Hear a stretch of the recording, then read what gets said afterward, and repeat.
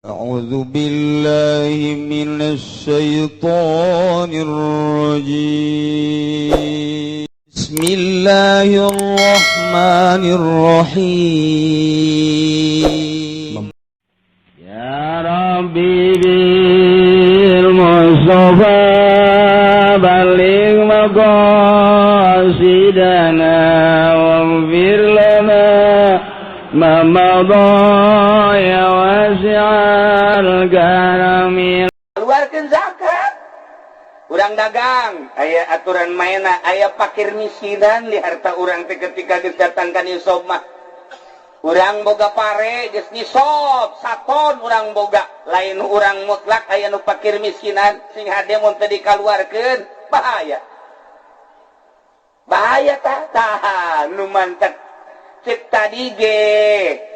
Tuang Syekh Abdul Qadir nyaritakeun NTT aya fi bariyatin katsiratis siba, aya di daratan nu loba sato galakna. Urang hirup di alam dunia hayang mulus datang ka maot sing hade lantaran seakan-akan urang teh hirup babarengan jeung nu garalak. Jeung nu garalak sing hade teu salamet, carang nu salamet ieu. Sato galak teh naon eta teh? Hiji orai. Nomor kedua kalajengking, nomor katilu bayombong, nomor kaopatna bangsa hewan-hewan anu osok nyakit, nosok ngegel. Wah, loba jasa ya di alam dunia teh. Asa kurang jelas cenah kiai teh bahasa wali, pangjelaskeun kieu urang hirup di alam dunia hayang mulus jasa datang ka kuburan, ibadah ka Gusti Allah, salatna teu ngamusyrikeun, kemudian urang teh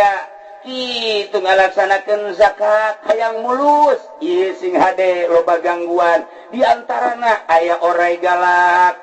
aya kalajengking keun disebut orai galak. Assalamualaikum warahmatullahi wabarakatuh.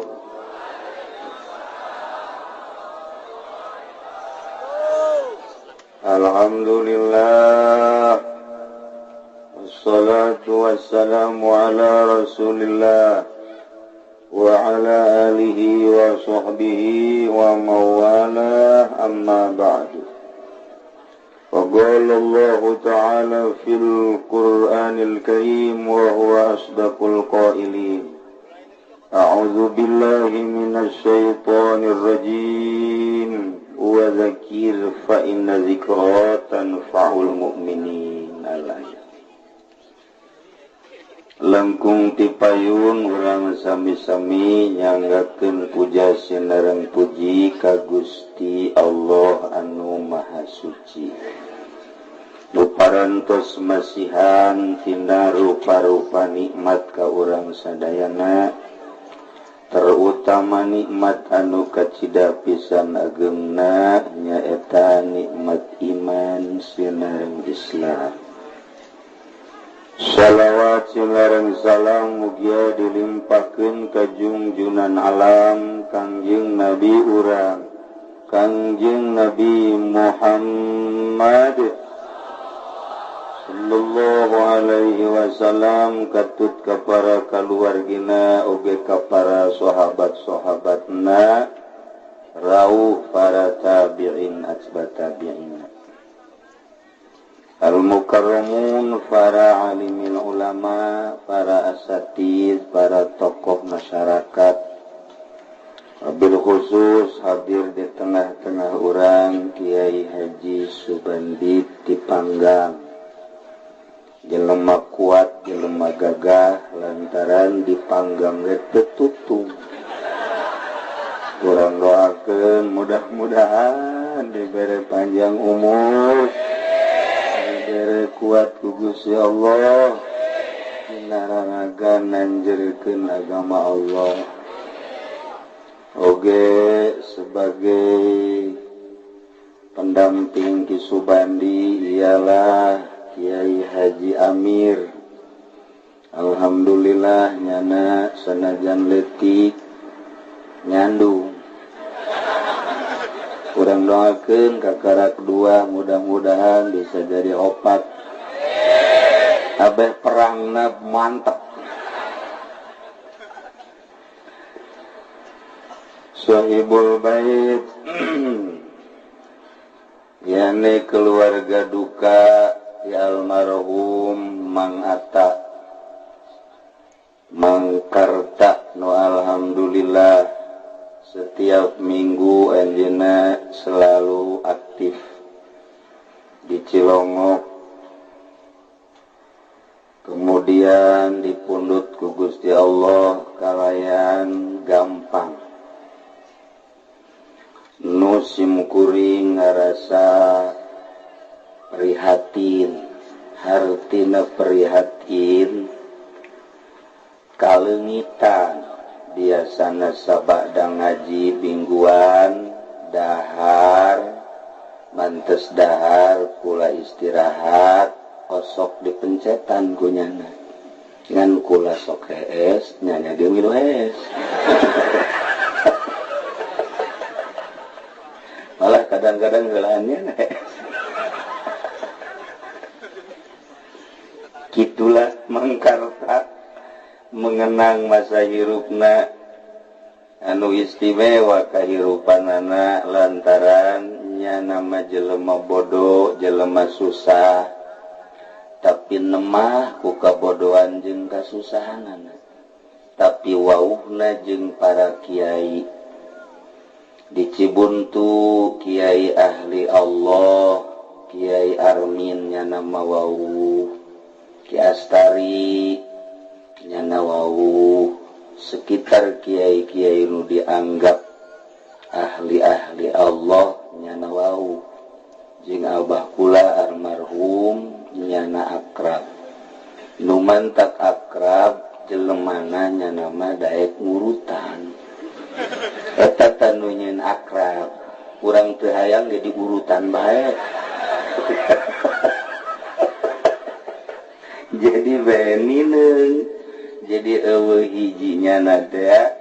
ngarasa kalengitan mun bisa ojol mata jeung nu dibawa ku kula Haji Pendi Panayata ojol bisa sebab janda mah dibawa ge eueuh mangpaatna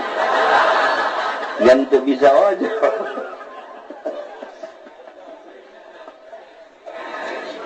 para jamaah kaum muslimin wal muslimat rahimakumullah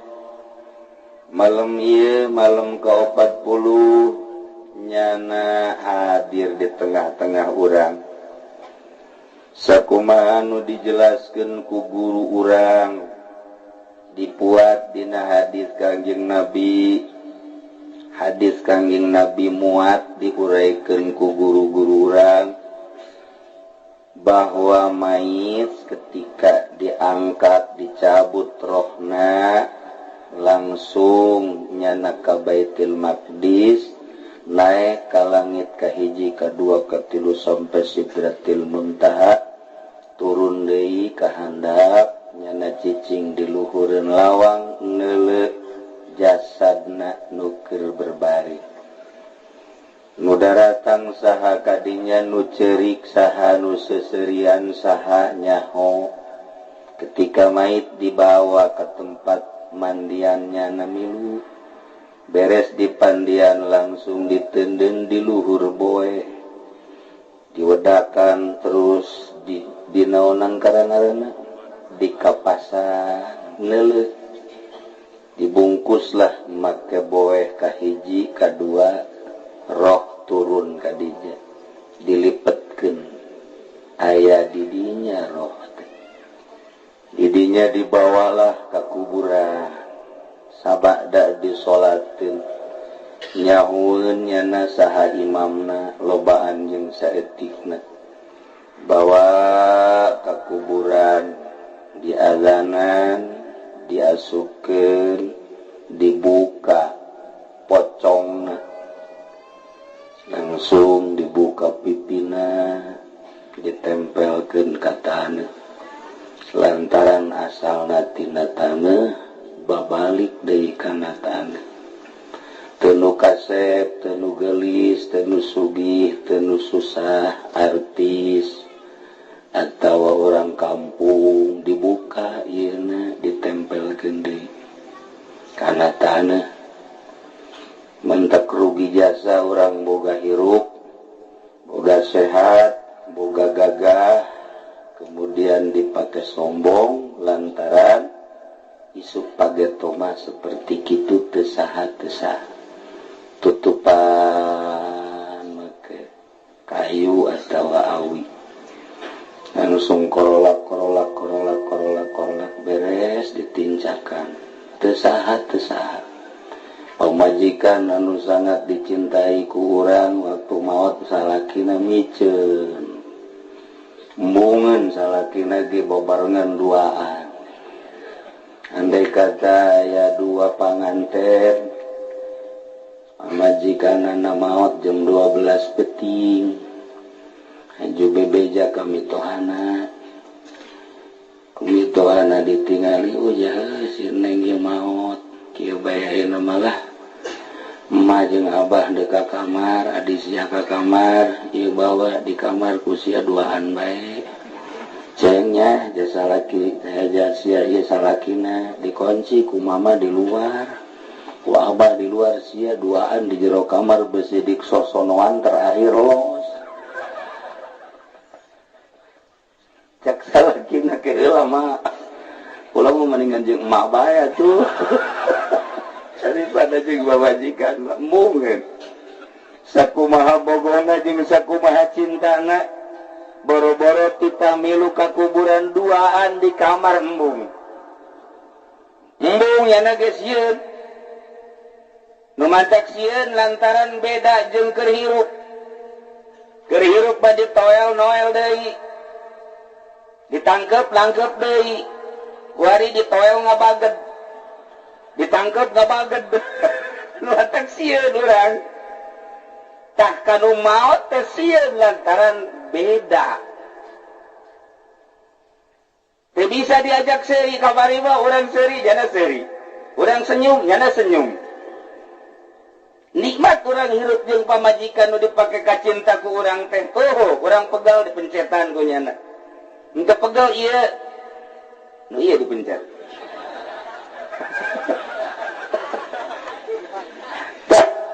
kuari kulantaran geus beda ditoel cicing bae tangkep cicing bae diajak seuri cicing bae andai kata terjadi penting ku urang diajak seuri nyana seuri urang payah dirinya lantaran teu akur ai kudu nyana seseurian mata ketika geus berbeda kitulah jelema jeung jelema bakal sieun nomor kahiji. Nomor kedua ketika jelema berbeda pikiran. Berbeda pikiran teh lantaran nyana teh luhur teuing teu katampung di dieu stres. Mancing di hareupeun ieu mah. Beunang cek senda jepit. Oh berarti berbeda ya. Teu puguh teu kareup seuri sorangan bae. Tepuguh tekaruh manehanana kadang-kadang lempah teu make baju teu make calana ge wani ya ieu berbeda ieu berarti kadang-kadang mawa golok urang sieun kajeun kumaha gagahna urang kajeun teuing kumaha gagahna jawara neuleuh nu modal kitu tetep bae sieun awas urang beda pikiran jeung urang awas antepkeun tambah kena sorangan kumaha nyana bae lantaran beda pikiran urang sieun tetap amankeun nomor katilu berbeda pikiran teh kulantaran luhur jasa pangkat nyana teh diangkat jadi solihin ku Gusti Allah nyana teh diangkat jadi wali ku Gusti Allah jelema bakal sieun lantaran beda jeung halayak rame. Ketika ayah caleg datang mere duitnya nama embungan kos orang dia persis kan tah berbeda ya Pak ya ketika diajakan di partai dunia aing mah dunia akhirat sia mandek berpater jung ka ditu sadaek sia diajak berorganisasi ke heula aing mah pikiran aing mah ka akhirat diajakan nyeun yayasan embung aing mah akhirat aing mah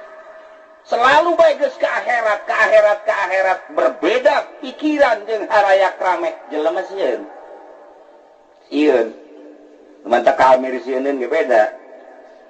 tak ka Amir ka Ustaz Amir jelema sieun kok mau pajikan lanang sieun terus ditakol lain cenah kunyana sieun teh lain sieun ku galakna beda pikiran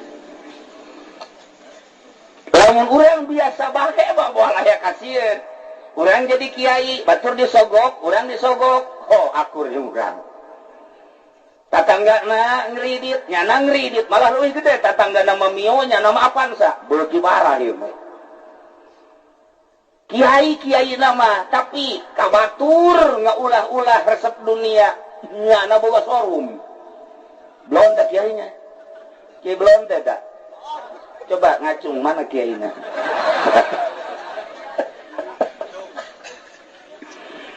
kulantaran akur bae bedah masantren baheulana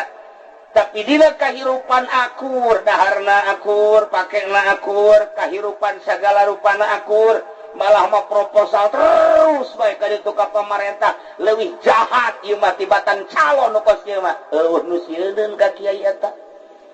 malah nonggengan ka kiai eta aya kiai liwat tak kiai eta eueuh nu sieun lantaran akur di urang lumantak jeung tu Syekh Abdul Qadir innaka ibariyatin katsiratis siba anjeun hirup di daratan anu loba sato galak sing hade hirup urang teh nungguan maot sakumaha dulur urang tatangga urang abah urang emak urang karuhun urang geus maot ente ge bakal pararae kudu inget si hade jadikeunlah mau izoh jelema-jelema nu geus tari heula deuleu kahirupan Firaun japae ragap dada urang aing si akur jeung Firaun teh tingali kibar siso paehnya neraka aing kos kitu teh teu deuleu Soeharto sakitu sugihna Soeharto masuk 10 besar dunia Soeharto mah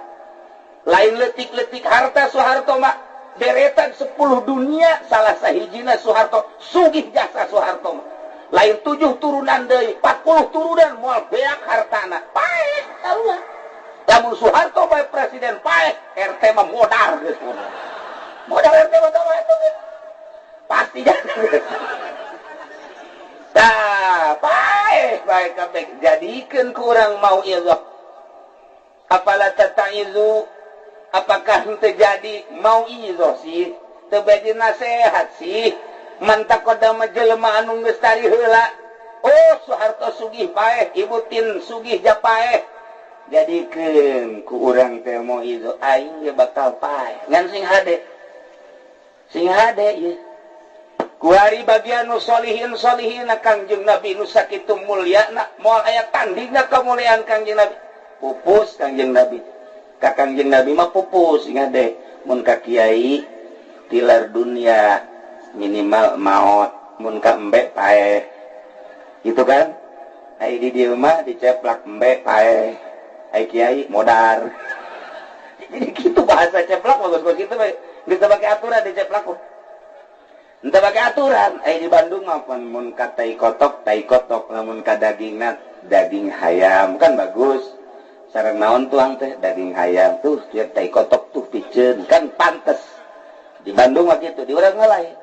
Aisyah dahar jeung naon jeung daging kotok duh budak tuh tai hayam piceun blon tuh coba ai kataina sopan jaga tai hayam ai ka daging kotok eta ngeceplak memang geus kitu mah potongan tapi lestarikeun antepkeun emang bahasa urang tah mah ulah dirobah-robah joreng ge lamun dirobah-robah aya nu nanya pan nini nuju naon oh nu nanyana ustad orang Bandung nuju ngauah-uih dinten ranggina gitu jadi itu beres eta ayeuna ka manana ieu jajabkeun haji ka mana ka Pondok Ageng atulah Pondok Ageng ka mah ngaran pondok gede bae mane Pondok Ageng eta salah kaprah. Tak itulah para jamaah kaum muslimin wal muslimat rahimakumullah jadikeun ukuran Kangjeng Nabi nu mulya pupus para aulia Allah Tuhan Syekh Abdul Qadir Abu Hasan Asyadili Imam Syafi'i mararawat sadayana tilar dunia itu keneh para ulama guru-guru urang cidahu maot caringin maot dan lain-lain anyar keneh kamari Ki Gomrowi ge maot sarua bae urang ge bakal paeh urusan paehna masalah jak kabeh ge bakal nu jadi masalah setelah paehna setelah paeh ieu kulantaran urang mah yakin jasa bahwa sanggeus maot eta aya hisaban di jero kuburan. Di samping aya hisaban aya kanikmatan kubur di jero kubur teh dua nu mantak urang sok ngadoa Allahumma jal qabrahu ya Allah rawdatan min riyadil jinan wa la tajal qabrahu ya Allah hufratan min hufarin niran. Jadi di jero kubur teh aya dua hiji rawdah min riyadil jinan nomor kadua hufrah min hufarin niran hiji taman surga nomor kadua jurang neraka dua di jero kuburan teh moal pati-pati ngadoa model kitu mun di jero kubur henteu kos kitu. Sakali deui di jero kubur teh aya taman sorga jeung aya jurang neraka. Mun ieu kabeh ditanya, hayang ka mana ieu urang? Pasti milihna taman sorga. Tanya kana sok ngaji, ente kunaon ngaji? Hayang ka sorga. Nu tilok ngaji tanya, sia ieu tilok ngaji mun paeh hayang ka mana? Weuh, sorga atuh. Sia nu sok salat mun ditanya hayang ka mana? Atuh aing sorga. Nu tilok salat tanya coba ge. Sia tilok salat ieu mun paeh hayang ka mana? Ya sorga. Paeh tu tilok salat, salat mah teh urusan aing jeung pangeran. Atau tenang bae sih jak pangeran mah teu bubudakeun. Ngomongna ngeunaheun. Ya Allah Karim. Ya Allah ya Rabbi. Tukang judi tanya, "Aisyah percaya ieu teh bakal paeh?" Percaya tuh. Ya aing Islam. Sia ieu percaya di jero kubur teh bakal aya kanikmatan kubur jeung aya siksa kubur? Percaya. Sia ieu lamun paeh milih tak surga apa milih jurang neraka? Tuh ditanya tuh kos kitu mah kos surga nu sia bae. Surga nu pangeran mah Ghafurur Rahim. Pinterannya napan ngadalin begon teh coba. Apa pun ditanya karena itu. Mentak aya we sahabat naros, "Ya Rasulullah, abdi bade tumaros ka Tuhan. Aya naon? Abdi mah pangbejakeun ku Tuhan." Pagawean numun abdi ngalaksanakeun bakal dibere sorga sakitu ga Kangjeng Rasul ngambatkeun deui ngajawab supaya kadanyeun ku halayak naon tadi nu ditanya abdi bade tumaros ka Tuhan hiji pagawean numun abdi ngalaksanakeun ka sorga sakitu bae abdi ku percayana aya sorga abdi mah hayang dibere penerangan ku Gusti mana pagawean mana mun abdi ngalaksanakeun bakal ka sorga. Sahabat ke nu sejen ngadarengikeun ji mantep oge ieu pertanyaan. Ginaheun ieu. Oh cak Kangjeng Nabi opat perkara. Kahiji naon ya Rasulullah?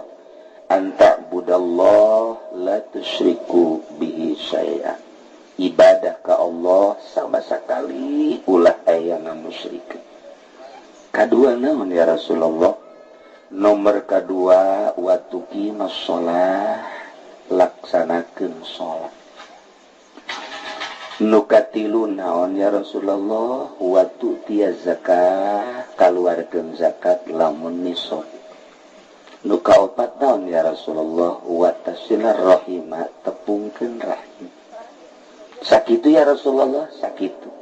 Abdi insyaallah bade ngalaksanakeun model kos kitu hampura Gusti doakeun abdi. Leos bae sahabat. Cak Kangjeng Nabi lamun eta jelema bener sakumaha omonganana dek ngelaksanakeun tadi teh geus sama langsung sorga bae kajen kukumah ge sorga bae. Opat perkara hiji anta budallah la tusyriku bihi syai'a. Ibadah ka Allah yakinkeun ulah aya pungkal pengkol percayana hiji be Allah nu ngamadaratkeun Allah nu ngamangpaatkeun Allah nu ngahirupkeun urang Allah nu ngamaotkeun urang Allah nu mere rizki Allah hiji be Allah sorga jol we nu mata batu combong ieu batu nani combong oh bayeun bolongnya ieu ngagunakeunna kumaha babari mun bisa cokot buukna siawal tuh hese nama kos itu Pak sempak nukung si dipake we tak ngoko atuh hese deui geus taneuhna nu sok kumanehanana dilengkah eta mah gampang cokot hareupeun lawangna be aju supkeun ka bongbolong aju kumaha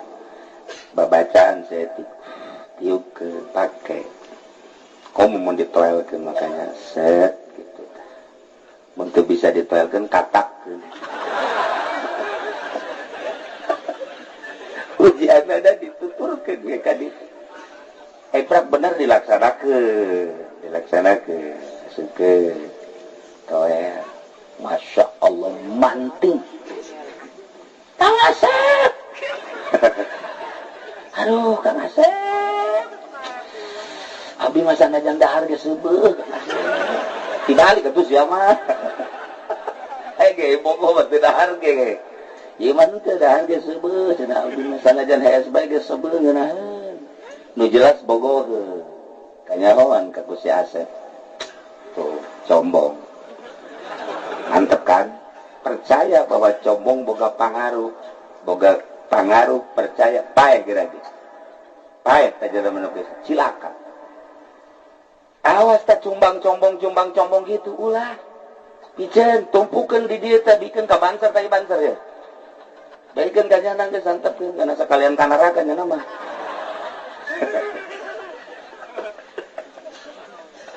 aya dia tuh mah besok keris ieu naon ieu nang tici sokai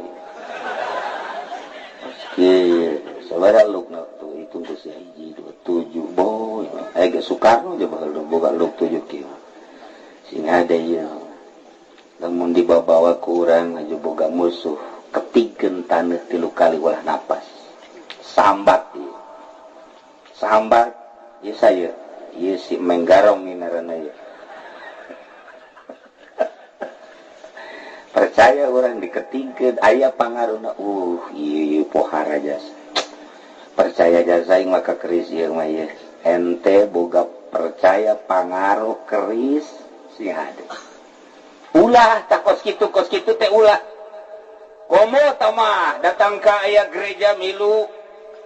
percaya ka patung percaya ka makhluk teh boga kakuatan cilaka mata Kangjeng Nabi ngajelaskeun antabudallah la tusyriku bihi syai'an sakitu kan sing hade nomor kedua watuqimus shalah sahabat nanya watuqimus shalah ya Rasulullah salat teh kapan 5 waktu mohon zuhur asar maghrib isya subuh eta salat sakikituna teu kudu salat teu kudu kumaha jang urang ceplak mah geus teu kudu teu kudu geus salat 5 waktu bae ge sorga bae geus mah urang ceplak mah geus teu kudu make salat sunah geus teu kudu jadi ditahan emang tilok ieu geus 5 waktu bae geus 5 waktu salat sorga sahabat ge datang ka gede abdi ge cenah moal salat sunah doa masalah nu penting salat 5 waktu rapi salatna sesuai jeung aturanana sorga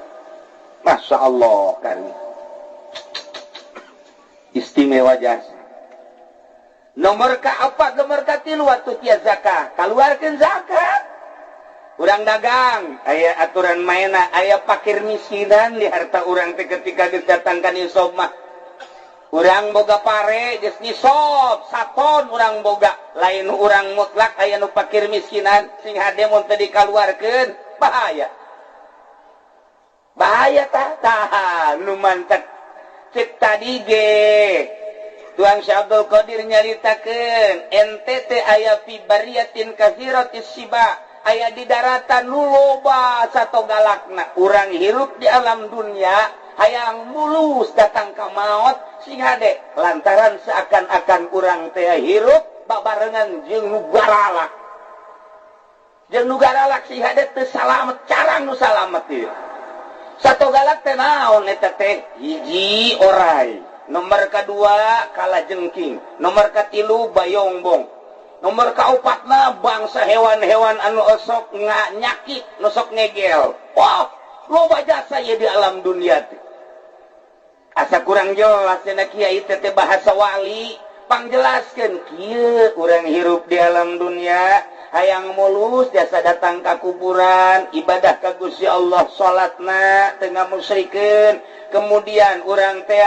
kitu ngalaksanakeun zakat hayang mulus ieu sing hade loba gangguan di antarana aya orai galak aya kalajengking kenu disebut orai galak naon dunia teh orai mantep cek Tuan Abdul Qadir istagil bi taatillah maneh kudu taat ka Gusti Allah sing hade wauhan Gusti Allah wala ta'rifid dunya ulah wauhan ulah ngawauhan dunya lamun maneh ngawauhan dunya berarti maneh can nyaho ka dunya sebab dunia eta adalah orai teu saeutik jelema cilaka ku orai teu saeutik jelema cilaka ku dunia boro-boro jelema anu ilmuan nu aya ilmuan ye kabelit ku orai kiai bae kiai sering jasa kabelit ku orai teu karasaeun kate ku kiai ka batur mangaharuan eta kiai goblok sia tolol pemuda hei ulah mabok sia haram sia neraka bisa ndak kiai salah eta ki bener jasa bae para pemuda si hade ulah judi haram teh judi teh hebat eta kiai salah eta kiai bener jasa sia kiai si hade ulah zina bahaya sia di akhirat neraka sia salah eta kiai bener jasa dakwah fisabilillah teh jana jol bae aya caleg datang ka imah kiai Waalaikumsalam ada negara ya mohon doa nabi kiai tahun ieu abdi gaduh pamaksada naon abdi bade naik di Golkar kiai oh alhamdulillah mudah-mudahan negara jadi aman atuh mohon abdi mah demi kemaslahatan umat bae mantap jasa tiis kana hate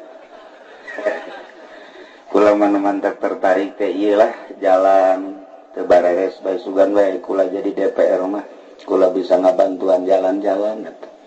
sekolah asana terarapi jasa kula mah asana karabat dari pemerintah mudah-mudahan deh kula bisa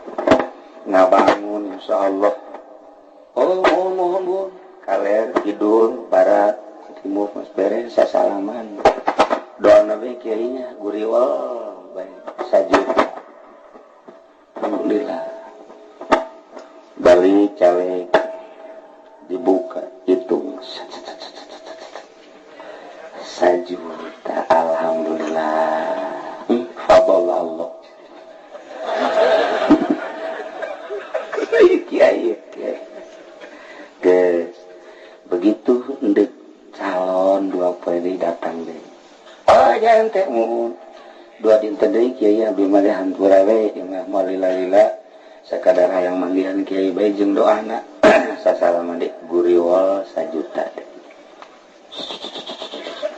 hadza min fadli rabbi ngadalil teh kiai disebar ka mas ka kamari Golkar merena sabaraha sabara di dia sabaraha di dia 50 apa 100 oh 50 20 oh 20 berarti variasi ya 20 50 berenya nuhun alhamdulillah ya rabbil alamin beres teu karasa eta kiai tolol nu mabok kunyana dicarekan nu zina kunyana dicarekan teu salah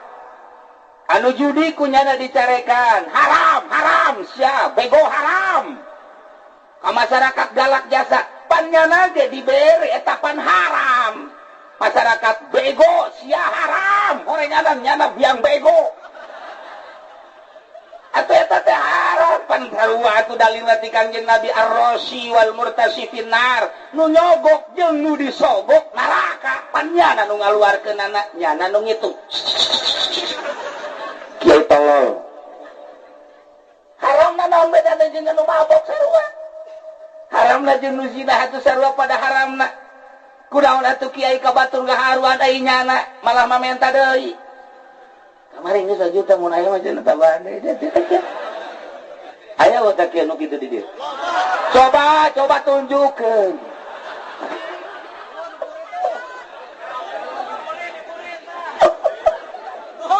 Eta teu karasa tah.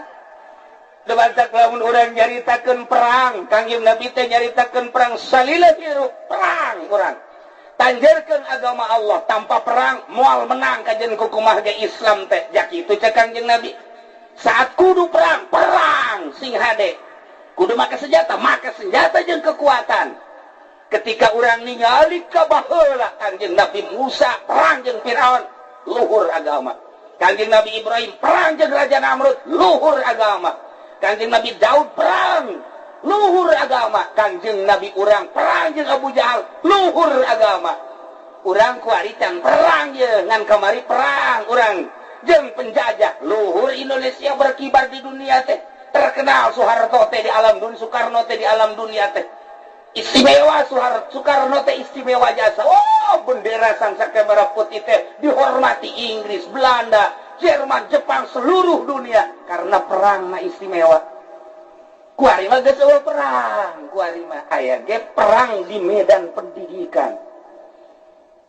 Perangna kuari medan pendidikan, lamun medan laga baheula perangna di lokasi kudu boga senjata, kudu boga pelor jeung kekuatan. Perang di medan pendidikan ge sarua. Senjatana lisan, pelorna ilmu. Medana majelis taklim pondok pesantren. Nu mantak teh Kanjeng Nabi si hade lisana supaya tepat sasaranana. Ieu ulah aya riswah, ulah aya sogok-sogokan. Nu mantak kiai nu asup di partai kunaon puluya peleye ngomongna. Lesana ieu ditembakeun mengkol. Duh. Dilempengkeun ka dieu. Yai, kunaon sih dari suruh bayang ngomong lah, pokoknya asal ngejegur bae sih.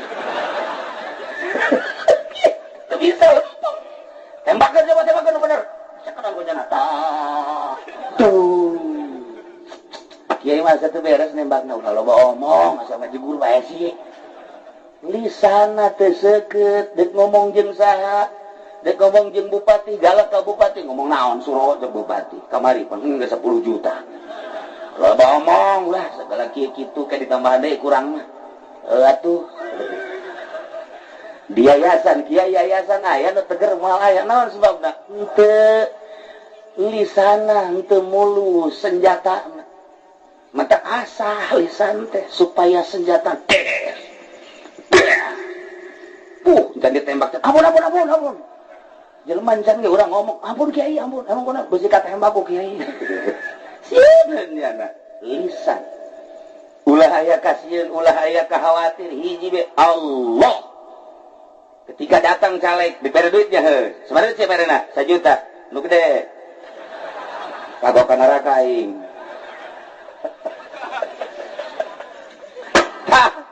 Ieu teh balikan deui cek Tuan Abdul Qadir teh. Urang teh aya di bariyatin kasiratis siba. Daratan loba sato galakna. Dunia eta adalah orai. Lamun ente nyaho bahwa dunia ieu orai, pasti ente ge moal hayang udag-udag dunia. Ja dunia mah geus anggeus diatur ku Gusti Allah. Urang di gunung bae aya loba mah loba bae. Urang di daratan aya saeutik bae. Urang dagang aya bakal rugi mah rugi bae. Urang dagang modalna leutik bakal untung gede mah gede bae. Urang tani geus bagus, ai ku beurit mah teu meunang nanaon. Urang ala kadar bae tapi bagus. Ieu geus diatur ku Gusti Allah pemilikeun urang teh. Nu mah teu kudu dipikir-pikir teh bakos kitu mah nyanggakeun sadaya-daya ka Gusti Allah. Nah, ieu jelema nu ngudag-udag dunia hakikatna mah berarti ngudag-udag naon? Orai. Isuk-isuk siap mobil ngeng dek ka mana ieu dek ka pasar berarti ngudag naon orai aya di dieu oh, ya. apa nu di dieu na jadi orai kabeh wan teu orai ya Allah ya Rabbi komo tama di limbah mah waduh tama orai naga tama waduh geus parah tama tah ieu lah jelema ngudag-udag orai isuk sore nu diudag orai mata lobalah nu kabelit ku orai teu saeutik ge badut cilaka ku dunia orai meulit ai kitu pan meureunan ngabangun masjid ge kudu make dunya ya tuan syekh ngabangun majelis kudu make dunya lunakeun oraina nah setelah ku urang beunang eta dunya tarik batak tender oser-oseran orai moal nyatok ka urang kajen ku kumaha ge lantaran orai geus dibatek ku urang dunya geus aya di leungeun urang tarik ka masjidkeun sia ku beres masjid pasantrenkeun sia ku tah beja ka pamajikanana neng urang boga duit 100 juta ka masjidkeun ka abah wedan beurana urang disebut wedan ku pamajikan sia ka sorga teh pamajikan edan beurana ye atuh aya ulah kabeh mah 50 nya 50 ye 50 jang ka masjid atau mas pondok pesantren 50 jang urang wedan kita geureuh lah Masya Allah encan kan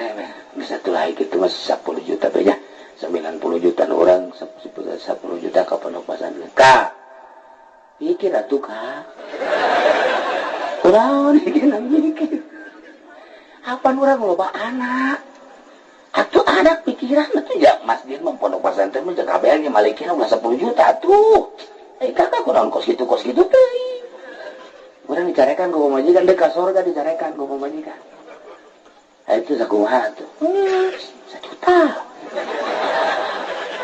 saeutik loba omong 1 juta bae ka saeutik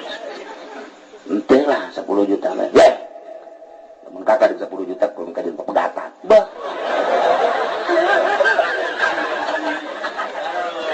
sial jasa eta awe dicisoka tolol eta aduh cicing dicisok kaya eta nu kos kitu bari ditanya KTP na urang keplak blon Masya Allah tah ieu dunia teh can lunak coba lamun akur mah urang jeung pamajikan neng ieu boga duit 100 juta ieu urang ka akhiratkeun ieu urang ka masjidkeun ja keur ngabangun masjid ka ulah di kakarak 100 juta jeung anting kula los bawa ka ditu ngan kula deuk Bali atuh beres si bawa kos kieu teh urang dipiara ieu kos kieu mah teu dipiara mah kos kieu mah teu beres diajak ka sorga teh hese jasa tah ieu keur carita bae horeganan eta dunia teh orai jadi lamun berangkat isuk-isuk balik sore neangan dunia ternyata horenganan neangan orai geus jadilah di imahna kabelit jana ku orai kadeleuna motor mio padahal mah eta oretana kadeleuna eta Avanza atawa Innova horenganan bapana oretana kadeleuna imah agreng horeng ore belang kanyawan oraina nyana tilo ka masjid padahal mah deket jasa ka masjid teu nyahueun tihang masjid aya sabaraha eta keur kabeli ku orai ngaranna kos kitu tah batur mah azan Allahu akbar ka masjid nyana ngumbah motor urusan orai ditanya Pak maghrib ya gitu sia-sia maghrib atuh kali itu naon riweuh-riweuh teh sia-sia aing-aing atuh orang ngamuk karasa aja ada keur dibelit ku orai eta teh ya Allah ya Rabbi tah sing hade sakumaha nu diuraykeun tadi horeun urang teh hirup di daratan nu loba atau galakna orai dunia nomor kedua kalajengking ditaros tuan saya ai kalajengking gambaran naon pamarentah teh kalajengking sebab kalajengking mah nya namanya nyakitna ku tilu hiji ieu naon tah ngaranna cacapitna nomor kedua buntutna nyeureut tilunya mah jadi orang mun bagi lurah ieu kalajengking ieu sing ada sia mun aya lurah ngabiringan gajeun moal teu jauh nanyakeun SPP teh geus beres ya kajen kumaha ge nanyakeunna soal kos kitu bae eta ngaranna keur nyakit ka urang tanah urang aturan sih mengatur pemerintah we keur carita di luar aturan Islam tengenahin panuran itu sawah nu urang dipelakan teu jagambrung ketika dipelakan rugi pan mayar pajak mah terus bae sekali mayar tak we 1 juta komo ayeuna mah naik 100%. Begitu ditagih teh ieu tah lurah teh horenganan kala camat abahna kala bupati bapak kolot kala aduh ai DPR mah bayombong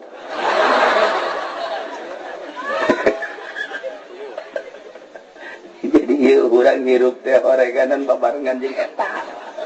dihareup kalajengking di dieu bayombong insyaallah di dieu eta kalabang sing hade tah hirup urang mun hayang mulus cek Tuan Syekh sing hade singkirkeun eta orai singkirkeun kalajengking sikit tah eta kiai nu kamari dibere 1 juta teh eta pan kena kalajengking teu karasa eta kiai huluna keur dicekelan ku kalajengking buntutna ngacung ka luhur ngap-ngapan kiai mulai kuari bisaeun galak eta kiai nyaritakeun hukum moal bisaeun eta kiai dakwahna tegas moal emang kunaon panjana geus kena kalajengking 1 juta ibu 50.000 nu leutik 20.000 aya nu leutik gasa mah 10.000 asana cek kula mah jang kana neraka mah cukup sakitu ge lumayan teh sakitu bejang kana neraka tah isi hade salat bagus zakat bagus aya barang ditimbang teh aya kalajengkingan nyangket cek malaikat teu bisa ka sorga si ibu ieu mah sarwiti mah emang kunaon ya iya cenah aya kalajengkingan 10.000 rugi jasa badak kula mangan sakadar mah telingan mabok haram jelas dalilna zina haram jelas dalilna maling haram jelas dalilna enas kabeh ge sogokan haram jelas dalilna sakadar ngajelaskeun teu karasa 10.000 20.000 30.000 50.000 horeng seuneu eta sing hade besi engke ibu di akhirat teu salamet ku sabab 10.000 ulah nyalahkeun sasaran ulah geus mepelingan ku ari je kiai haji ieu ku ari kumaha tuh jang geus kadahar pan ieu mah menta deui ka caleg deui sampai lumayan jadi urang ka neraka engke pan embung kajen ku kumaha ge dia sedih jasa lamun nyaritakeun dina majalis artina sanggeusna ieu kiamat beres kiamat ieu diganti sanggeusna taneuh diganti langit kadal talurun malaikat setahap tahap kahiji tahap 2 tahap 3 tahap 4 sampai ka 7 ngelilingan urang geus beres urang manusia dikeliling ku malaikat digiringkan ka mahsyar datang ka mahsyar cek Gusti Allah ya Jibril hei Jibril coba ayeuna datangkeun ku anjeun jahanam bukakeun tasingkapkeun jahanam dibukakeun ku malaikat Jibril jahanam urang kabehan ngeuleuh ka neraka jahanam jahanam teh titah ngomong jahanam bersuara bisautin azimin luar biasa suarana di sampingnya bersuara ngaletap anu luhur luar biasa luhurna ditanya ku kabehan ku urangnya masyarakat manusia di zaman Kangjeng Nabi Adam datang ke akhir umat Kangjeng Nabi nanya kabeh wahai neraka kunaon eta luhur-luhur teuing ngalentapna ngomong jahanam kami gerget jasa kanu jelema narima kana suapan aing gerget jasa ke jelema nu maksiat aing gerget jasa ke jelema nu kena sogokan teu saha lempap ku aing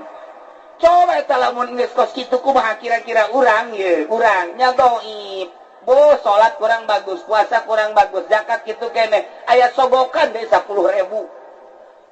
ya Allah geus nipas beta 10.000 eta sia tuh nuturkeun aing pan ieu data otentik ieu waktu kamali milih Golkar teh pan aing aing isin atuh teu bisa ceknya nah ieu mah kajian gokoa ge aing deuk milu bae atuh sia ulah ka dieu deui aing sieun aing ieu bakal nungtun sia ka neraka 10.000 cek ini teh anak ka neraka 10.000 keur dieu teu 1 juta bae gila aing ya ade ya Allah ya Rabb jangan bawa seuneu mah lah kuari urang teh nu mawa seuneu teh kuari kula waktu ka Irak teh kapan zarah kaki Bahlul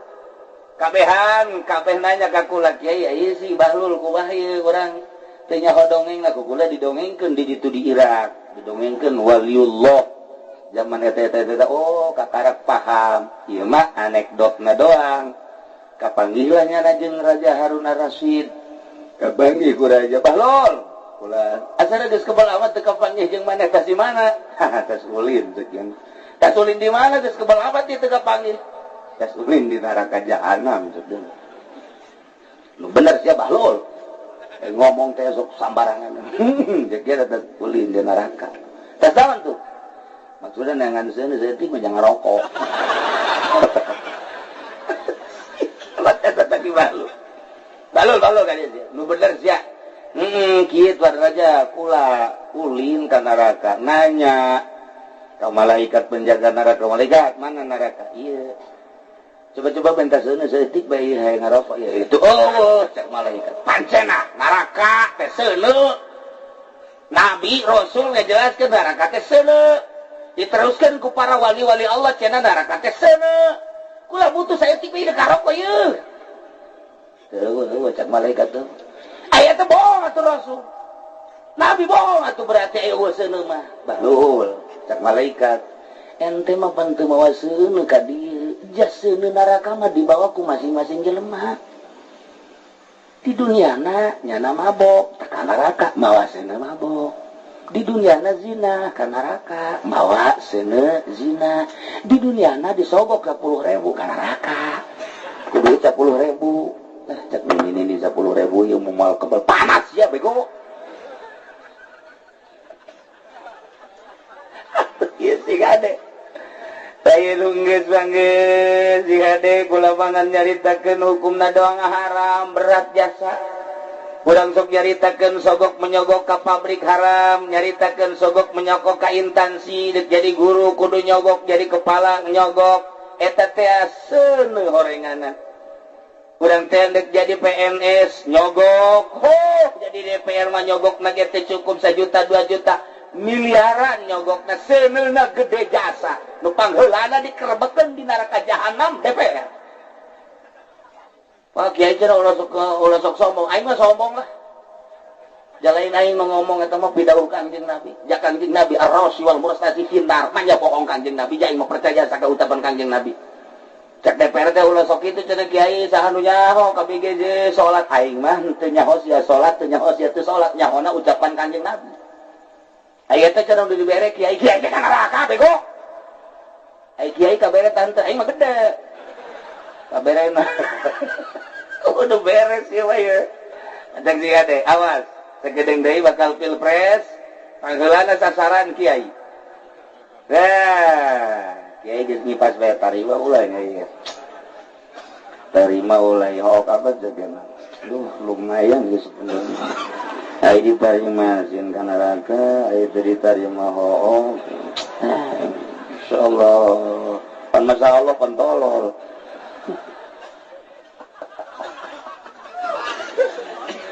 itulah para jamaah kaum muslimin wal muslimat rahimakumullah nu kaopat adalah wa tasilar rahimah jambungkeun rahim teh sok di manaan garib yakni zawil qurba nu mantak ka dituna beberean teh nu pertama abaka nu pertama ummaka nu kadua abaka nu katilu ukhtaka nu kaopat akoka nu kalima adna summa adna eta teh maksudna nyambungkeun rahmi ulah wa ka mere ka batur indung urang heula ai deuk mere mah ulah wa ka batur mah heula mak ulan naon nu dibutuhkeun ku mah maksud sia naon ieu kula boga duit di 10 juta dek beberean ka maki bae malah kula hese-hese tah dibere duit ku kula 20.000 sasebeutna mah cak mah aing teh sia ieu nu edan oh jasa boga duit 10 juta bere 20.000 aju bahasana tah mah geura kalesoran sasebeutna mahi ka naon 20.000 teh eta urang cepak teh ku situ tolol teh udah mah lain gitu mah ieu teh boga duit 10 juta kula lantaran kula hayang birrul walidain ieu teh hayang nyambungkeun rahim dititahna ku Kangjeng Nabi teh pan kitu Kangjeng Nabi nyarita nama kumaha emang cek Kangjeng Nabi cek Kangjeng Nabi yadul ulya al mu'ti afdalu leungeun nu di luhur nu mere leuwih utama tasaha cak Kangjeng Nabi ummaka summa abaka summa ukhtaka summa akhaka summa adnaka adnaka mimih kasasahaka mahla mantap kula ieu dek beberean ka emak hayang sabara duit tina 10 juta ieu ayo gerak hayang pamajikan sia aya mah geus pokona mah ieu mah emak ieu hayang sabara duit hayang dibelikeun naon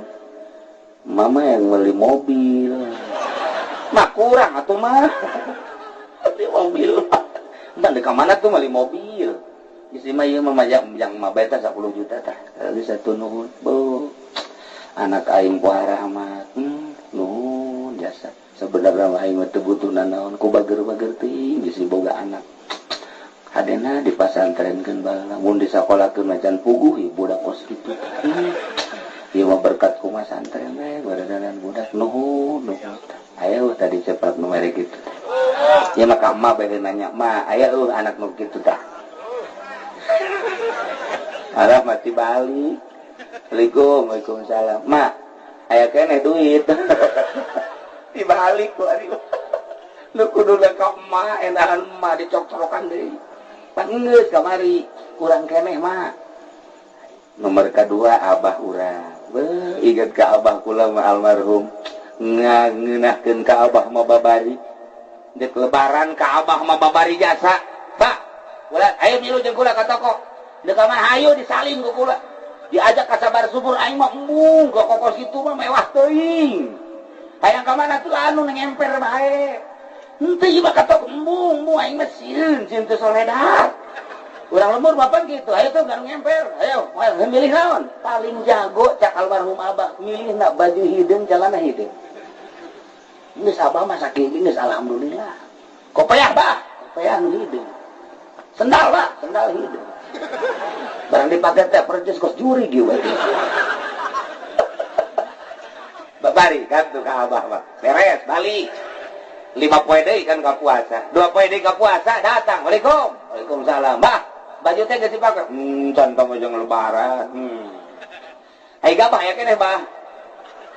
gabah di mana di leuit teh aya keneh atuh aya gabah kukulah jualnya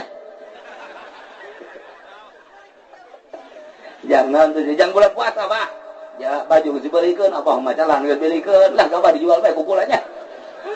atuh kumaha sia bae geus mah bager jasa dijual taton kabeh geus tuh bu anak aing mah meulikeun bager jasa baju hideung celana hideung geus deui bageurna ai biasa gabah ka mana dijual punya saton eta si nu edan bapana teh anakna coba yo tuh gak ngeunakeun ka bapa teh kos kitu kurang mah bisa da kos kitu teh mah ojol leuwih teuing da mah tah ieu silaturahim nomor katilu dulur awewe sebab dulur awewe mah kadang-kadang ditoler-toler pan ku salakina kurang dibere ku salakina urang boga milik lamun urang nuturkeun Kangjeng Nabi dulur awewe tiheulakeun kakarak dulur lalaki kabelah dituna summa adnaka sok saha nu kurang dibere kakarak kabatur zawil kurba silaturahim melalui beberean belah dieuna urang teu bisa beberean teh boga ge tanaga dulu orang ngebutuhkan tanaga emak orang heula bapak orang kakara kadulur kakara kanu sejen wawasan emak orang butuh penerangan wawasan ka emak heula ka bapak heula kadulur awe kadulur kakara kanu sejen urang nuturkeun Kangjeng Nabi marapi